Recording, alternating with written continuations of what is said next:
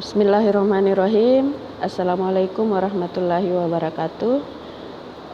Apa kabar anakku sekalian? Semoga hari ini anakku semua dalam keadaan sehat walafiat. Anakku, hari ini kita akan masuk dalam pembelajaran atau materi baru atau KD baru, yaitu mengenai pemasaran, strategi pemasaran dan promosi. Anakku, khusus hari ini kita mempelajari dulu tentang pemasaran. Pemasaran, ruang lingkup, fungsi, tugas, dan jenis-jenisnya. Baik anakku. Pengertian pemasaran anakku. Secara umum, pengertian pemasaran adalah suatu proses menyeluruh, terpadu dan terencana yang dilakukan oleh sebuah organisasi atau institusi dalam melakukan usaha agar mampu mengakomodir permintaan pasar dengan cara menciptakan produk yang bernilai jual, menentukan harga, mengkomunikasikan, menyampaikan, dan saling bertukar tawaran yang bernilai bagi konsumen, klien, mitra, dan masyarakat umum. Jadi tugas pemasaran sebenarnya ini sangat banyak anakku ya, yaitu ada proses yang menyeluruh, terpadu dan terencana anakku. Jadi dia terencana dilakukan oleh sebuah organisasi di mana proses yang terpadu dan terencana yang dilakukan itu adalah untuk menciptakan produk. Jadi sudah masuk di situ produksi. Kemudian tugasnya dia adalah menentukan harga. Sudah menentukan harga, bagian pemasaran yang menentukan harga yang berkoordinasi tentunya dengan bagian produksi. Setelah itu dia mengkomunikasikan, menyampaikan. Nah, cara mengkomunikasikan atau menyampaikan inilah sebentar yang akan dimaksud atau akan dipelajari tentang promosi. Menyampaikan dan mengkomunikasikan itu sama dengan promosi. Saling bertukar tawaran yang bernilai bagi konsumen, klien, mitra, dan masyarakat umum. Jadi pemasaran ini selain fungsinya adalah menentukan harga, dia juga bertugas untuk mengkomunikasikan atau menyampaikan, atau dalam hal ini dia bertugas untuk mempromosikan kepada khayalak, baik itu konsumen, klien, mitra, maupun kepada masyarakat umum. Secara sederhana, definisi pemasaran itu sendiri lebih diidentikan dengan proses pengenalan produk atau layanan kepada konsumen yang potensial. Aspek untuk pemasaran ini meliputi periklanan. Jadi ada iklan anakku, iklan sebentar akan dibagi-bagi lagi atau akan dijelaskan di pertemuan selanjutnya. Ada PR atau public relation atau hubungan masyarakat. Kemudian ada promosi. Jadi periklanan, promosi itu agak sedikit berbeda, meskipun tujuannya sama, yaitu menyampaikan apa yang ingin disampaikan kepada masyarakat. Distribusi atau penyaluran, kemudian penjualan dan pelayanan konsumen. Jadi pemasaran itu artinya satu paket anakku ya, satu paket. Ada pemasarannya, ada iklannya, ada promosinya, ada distribusinya, ada penjualannya, dan ada pelayanan konsumennya.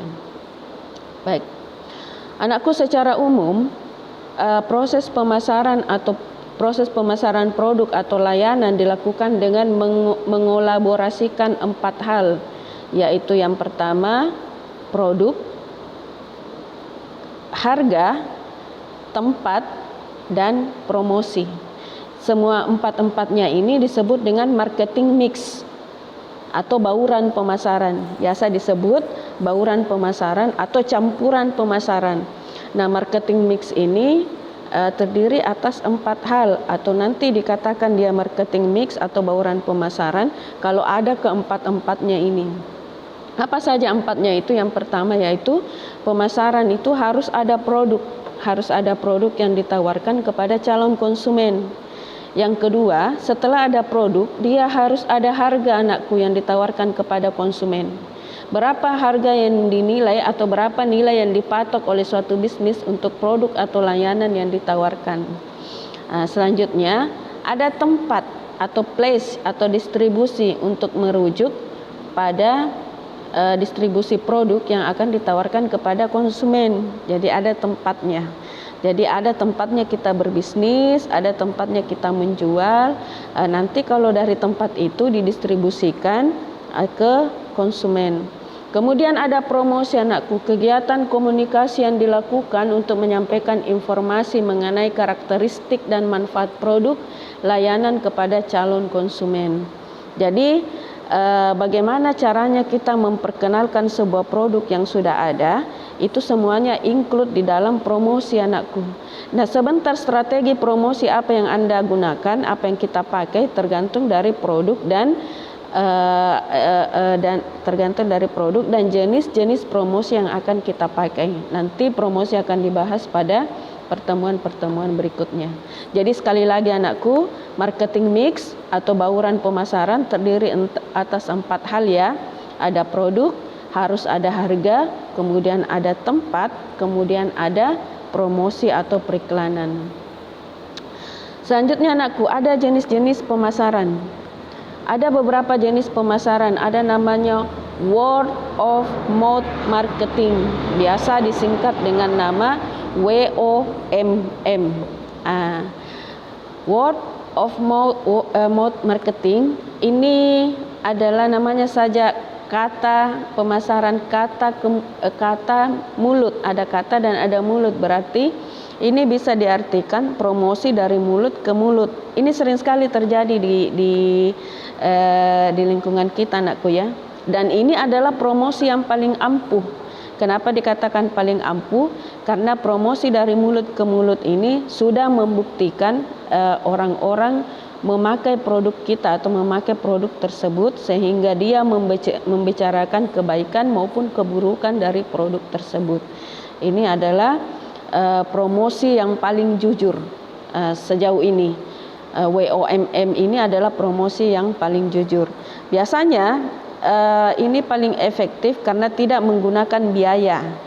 Kemudian tidak perlu mengeluarkan biaya promosi, karena biasanya untuk menceritakan kelebihan maupun kekurangan dari sebuah produk ini biasa tergantung dari pengalaman si konsumen. Apakah produk itu cocok dengannya ataupun tidak, biasanya dia ceritakan kepada orang lain. Secara tidak langsung sebenarnya ini adalah sebuah promosi. Oke. Next, ada namanya call to action. Kita lihat dulu. Call to action ini biasanya kalau sekarang ini yang zamannya sistem online atau teknologi kita sudah sangat maju pesat, ini biasanya pemasaran ini itu kampanyenya atau promosinya memanfaatkan website. Jadi dia menggunakan sistem promosi melalui website. Itu ya. Kemudian yang ketiga ada relationship marketing. Relationship marketing ini yang ketiga ini lebih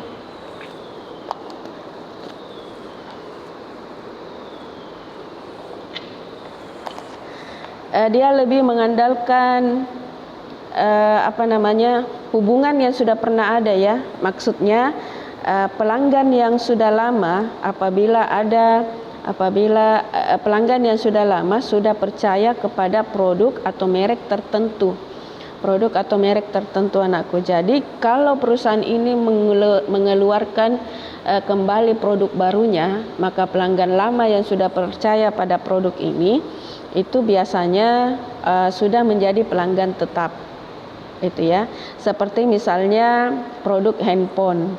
Kalau ada orang yang sudah percaya kepada produknya Samsung, contoh ya, Samsung misalnya. Nah, jika dia mengalami atau barangnya atau HP-nya sudah rusak dan ingin diganti kembali, dia tidak akan berpindah ke merek yang lain. Akan tetapi dia tetap menggunakan merek yang sama, tapi produk yang baru.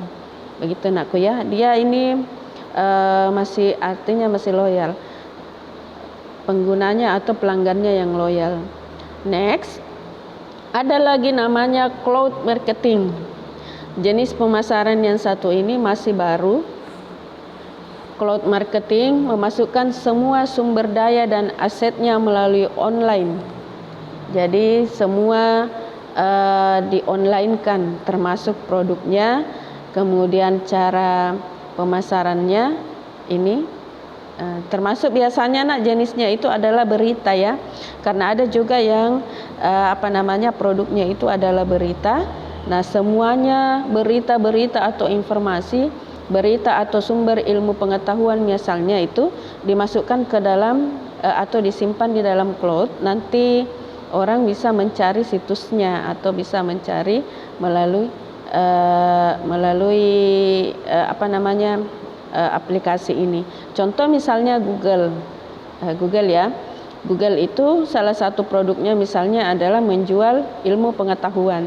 Nah, semua masalah ilmu pengetahuan itu dimasukkan ke dalam cloud atau disimpan di dalam sebuah penyimpanan. Nanti kalau orang yang mau mencari atau memerlukan data tersebut, tinggal mengetik kata kuncinya saja di Google. Itu sudah terbuka semua atau tersaji secara keseluruhan. Itu anakku ya. Kemudian ada namanya PR, Public Relation, hubungan masyarakat marketing. Salah satu jenis pemasaran yang paling penting adalah public relation. Banyak sekali perusahaan yang bekerja sama dengan media untuk meningkatkan kesadaran akan pentingnya produk mereka dan keuntungan yang dimiliki saat produk ini dimiliki oleh konsumen.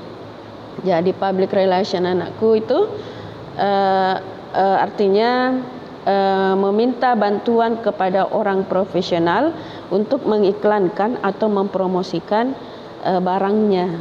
Itu. Next. Fungsi pemasaran pada perusahaan yang pertama ada namanya fungsi pertukaran. Jadi ada fungsi pertukaran, tentu saja apa yang ditukar adalah menukarkan uang dengan menukarkan barang atau jasa. Jadi kita sebagai penjual menukarkan barang tak, dan si pembeli itu menukarkan uangnya untuk memperoleh apa yang diinginkan. Yang kedua ada fungsi distribusi fisik, pertukaran fisik. Ada fungsi pengangkutan atau menyampaikan atau menyalurkan secara fisik. Artinya menyalurkan barang yang kelihatan secara fisik kepada dari penjual atau dari konsumen ke produsen. Itu ya. Kemudian ada fungsi perantara. Aktivitas penyampaian produk dari produsen ke konsumen dilakukan melalui perantara pemasaran yang menghubungkan kegiatan pertukaran dengan distribusi fisik. Paling tepat contohnya misalnya itu adalah ada namanya kurir. Ada namanya kurir saat ini anakku ya. Kurir itu di sini adalah fungsi perantara anakku. Di mana kalau kita berbelanja online misalnya, si penjual dan si pembeli tidak bertemu, namun yang menyampaikan atau yang mendistribusikan barang yang kita beli dari penjual itu adalah kurir. Jadi dari kurir mengambil barang kepada penjual, kemudian menyampaikan barang yang kita beli itu ke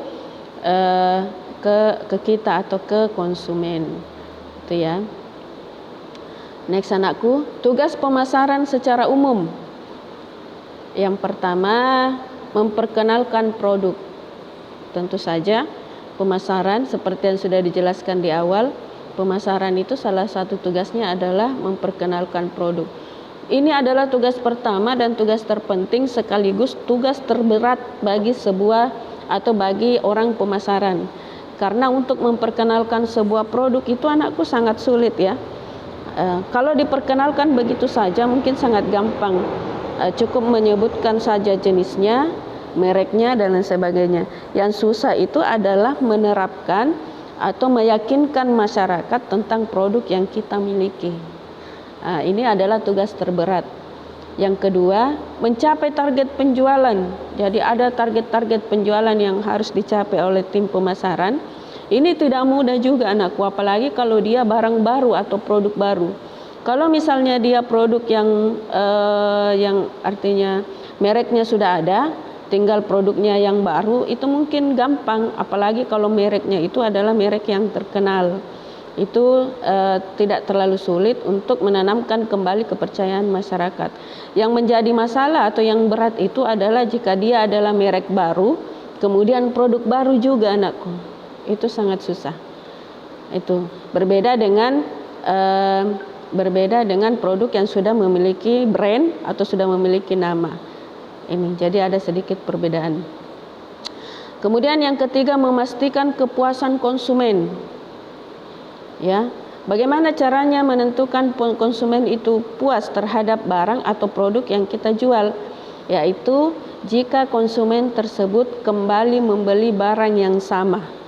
Kembali membeli barang yang sama di waktu yang berbeda. Berarti konsumen tersebut akan puas terhadap barang-barang atau produk yang kita pasarkan. Yang ketiga, membuat strategi lanjutan. Yang dimaksud dengan strategi lanjutan adalah apabila strategi yang pertama itu tidak terpenuhi atau tidak tercapai, maka harus ada strategi lanjutan. Contoh, apabila promosi dari mulut ke mulut tidak berhasil, maka kita harus membuat promosi atau strategi promosi yang baru. Misalnya melalui media sosial kah, atau melalui website kah, dan lain sebagainya. Kemudian bekerja sama dengan mitra. Jadi pemasaran itu bekerja sama dengan mitra. Tapi bekerja sama dengan mitra ini tidak perlu terburu-buru anakku. Artinya yang jelas kita sudah memiliki brand atau sudah memiliki nama di pasaran atau di masyarakat. Nah, kalau sudah ada itu, konsumen sudah percaya kepada kita. Nah, untuk bekerja sama dengan mitra itu akan sangat mudah atau dimudahkan gitu ya, karena produk kita sudah teruji atau sudah sudah disenangi oleh konsumen. Bekerja sama dengan mitra ini juga fungsinya adalah untuk memperluas jaringan pemasaran. Jadi diperluas jaringan pemasaran ya anakku ya. Jadi yang tadinya produk kita hanya terkenal atau hanya dikenal di satu daerah, tapi karena ada mitra kita di daerah lain, maka produk kita juga itu akan terkenal di daerah lain tersebut. Ini karena adanya mitra atau teman berdagang atau teman berjual. Itu. Next. Membuat rekapitulasi penjualan atau artinya data-data, membuat rekap atau merangkum semua data mengenai penjualan tentang berapa jumlah produk, kemudian berapa yang laku, berapa keuntungan dan berapa kerugian, dan berapa dana yang dipakai dalam melakukan promosi atau pemasaran tersebut. Oke. Baik anakku, itu tadi penjelasannya Ibu mengenai pemasaran, definisi, fungsi, dan jenisnya. Anakku, semoga ada pertanyaan untuk pembahasan kita kali ini. Terima kasih atas perhatiannya. Kita bertemu untuk materi selanjutnya di lain waktu. Baik anakku, Ibu tutup dengan ucapan Assalamualaikum warahmatullahi wabarakatuh.